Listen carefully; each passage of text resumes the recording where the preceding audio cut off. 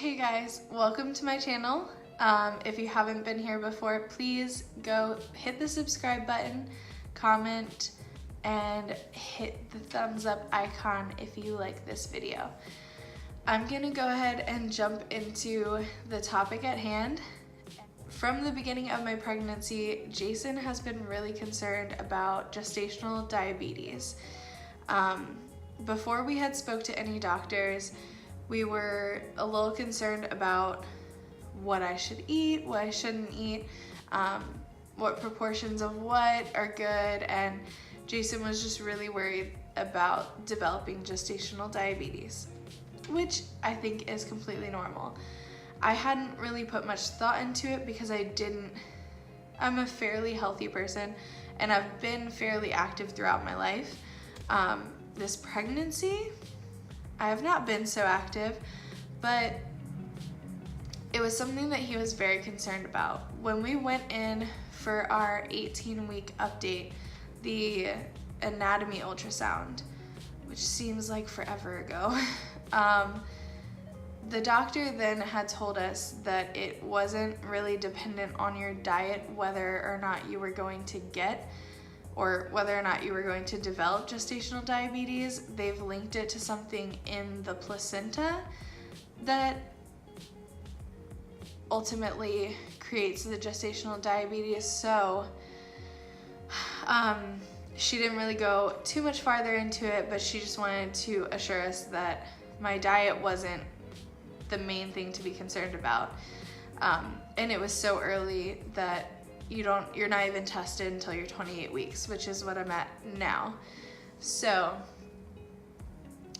what it is during pregnancy, you can develop something called gestational diabetes. It can be linked to a lot of birth complications, which can go from having a larger sized baby, ultimately having that child's likelihood of being obese or developing type 2 diabetes being higher, and it can also increase the risks of stillbirth, which creates just so much anxiety in and around itself. When I found out that I could increase the chance of my child getting diabetes was devastating. I've had 2 grandparents who have already passed with diabetes. One of them died tragically from the diabetes. So I've seen firsthand what diabetes can do to your body. And my other 2 grandparents left both have diabetes as well. So it is something that all of them are type 2, but it is something that is very scary and very concerning, and definitely something that I wanted to touch on because I tried to do so much research on this topic, and hopefully this can give you some idea of what it's like being a pregnant mother and having to go through it.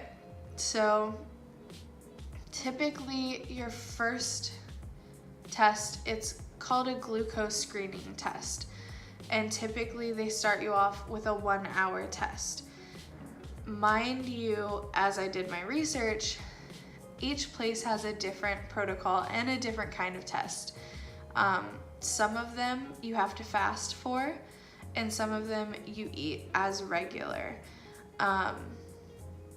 And your doctor will tell you which way to go. If you weren't instructed directly, give them a call a couple days before your test and ask for clear instructions on what to do. I gave my doctor a call because I didn't remember. I thought they had given me specific instructions, but when I called them back, they said just to eat as normal. I was doing the 1-hour glucose screening and that it didn't involve any fasting or anything like that. And a lot of places will tell you not to eat high carbs or high sugar, which now looking back, I would kind of get behind. Like, don't put a crap ton of sugar in your system right before you go to the test, because you're drinking a drink that has all of the sugar that they're testing for. But if they say that they test that you don't have to fast, then the test that they're doing accounts for you eating. So don't be too concerned about that. I ate, I think, some Eggo blueberry waffles and some fruit. So I actually had a high carb, high sugar diet before I went in. I did drink a lot of water that morning, but my glucose testing came out to be 132, which is on the higher end. But for my doctors, 140 and above is what they would send you for the next test, which is the 3-hour glucose screening test. And that one you do have to fast for, and it's a lot more extensive. But I'm gonna cover the first test first. The 1-hour test, typically you have to drink a small drink. I think mine was like 8 ounces, and it was a clear liquid, and they had it refrigerated. And I had heard so many horror stories before going in that when I started to drink that, it was nowhere near as bad as what people had said. So I was very thankful that it wasn't that bad, and I just chugged it very fast because they want you to drink all of it in 5 minutes. And you have to sit there in front of all the nurses and drink it in 5 minutes in front of them. So I chugged it, and then I had it set up where I went to go see the doctor for the hour that I was waiting. And then after that, I went in for the blood samples. So sometimes you can get dizzy or feel sick because it's very high glucose concentration. So sometimes that can affect you, and you might need to go lie down or anything like that. I did get slightly dizzy, but I was sitting in the waiting room waiting for the doctor, and it was fine. At the end of the day, it wasn't that bad. And I'm someone who is terrified of needles. And this was the first appointment that I was at alone without Jason. So having to go in after drinking that and have them take a blood sample, and I'm afraid of needles. Luckily, I had to put on my big girl pants, and I didn't cry or anything like that. Most of the time I cry. So yeah, that was fun. But the 1-hour test wasn't too bad. I was really concerned about having to do the 3-hour test, and typically what your doctor will do is they will call you if your score is too high, and they'll get you set up for the 3-hour glucose test. My doctor didn't call me, so I assumed that it was good news. My doctor said when I was in there that if I felt the need, that I could give them a call and find out my test results and everything towards the end of the following week. So I gave them a call, and it was a bit of a fiasco because it's just something that I was so afraid of. And I couldn't get through to the nurses line. I got connected with one of the receptionists, and she did tell me that my score was 132. And when I asked her if that was good or if I had passed, she was like, that is kind of high. Let me get you over to the nurse. So she sent me to the same nurse line that I had left multiple voicemails for, and I was really upset after she had said that it was high. And I left another frantic voicemail, and it was bad. I cried and called my mom, and then eventually I called that same receptionist back, and I was like, look, I really need to talk to a nurse. I'm really upset. Can you get me with someone just so that I can clarify like what's going on. And she got me connected with a nurse. She said that for my doctor's office, they look for, if your score is over 140, then you would take the 3-hour test. Since mine was under 140, I was good to go. My doctor didn't want to pursue anything. Everything was fine. So that was definitely good news. And I finally calmed down and called my mom and apologized for crying. When I was researching, it looked like most doctors look for anything over 150 as your like blood sugar level, that would be high and that you would need to go take the next test. But luckily mine was under that number.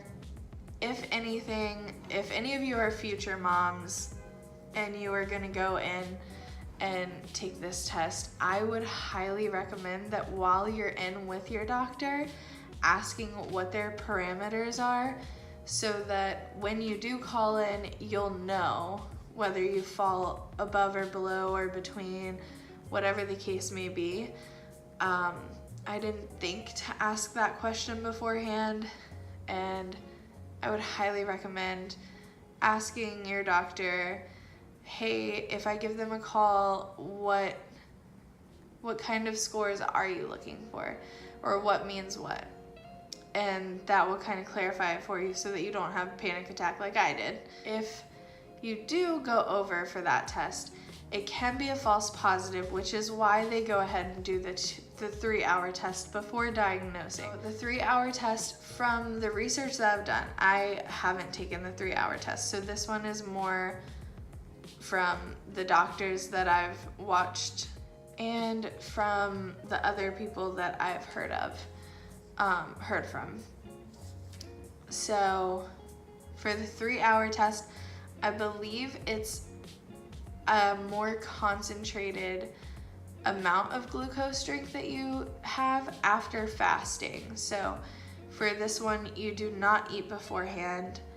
You're completely running on E. And so you drink the drink and they take your blood sample first so that they have a baseline before you do the drink.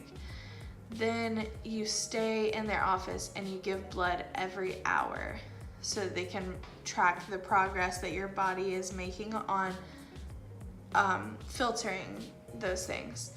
So they take your blood sugar every hour, and then after the 3rd hour, if it's above a certain parameter, then they send you to a diabetes specialist who then goes over what the next steps are, whether it just be like a change in diet and exercise, a medicine, or in the worst case, or not, I don't want to say in the worst case, but if it is severe enough, you can be put on actual insulin, which was the main thing that I was terrified of after watching all of my grandparents with diabetes and seeing how much that impacts your life. It's just not something that I wanted to expose my body to, or my son. I was just very concerned about it. So those are a couple of different routes. Either way, there is treatment for it, and they monitor you more closely to make sure that everything is still running its course correctly, and they'll make sure that you and your baby have the best health that you can up to delivery. It's not the end of the world. I know for some mothers it's more of a concern than others, and your weight or your diet doesn't necessarily mean that you'll have it or the other person will have it. It's just completely up to your insides and how they process, and it would be better for you not to stress. And I know that all of you mamas are providing wonderful nutrients and life to your babies, and don't stress too much about all the small stuff. It's easy for me to say to you, but I struggle all the time with worrying and stressing about it, and I just wanted to make this video as informative as possible. So it's a little bit longer than I had planned on it being, but I just wanted to make sure that you guys got as much information as I could give you. And as I've said before, or I'm sure you guys know, I am by no means a doctor, so don't take any of this as actual medical fact or any of those things, but I wanted to give you guys a little bit of insight into what my experience was and what your experience may be like or may not be like. And definitely, if you've had another experience or if your doctor does things a little bit differently, leave a comment down in the comment section below so that anybody else watching this video can get as much information as possible and learn as much as possible, because that's all I was trying to do leading up to this test. And Lord knows I am very happy to be done with it. Whew.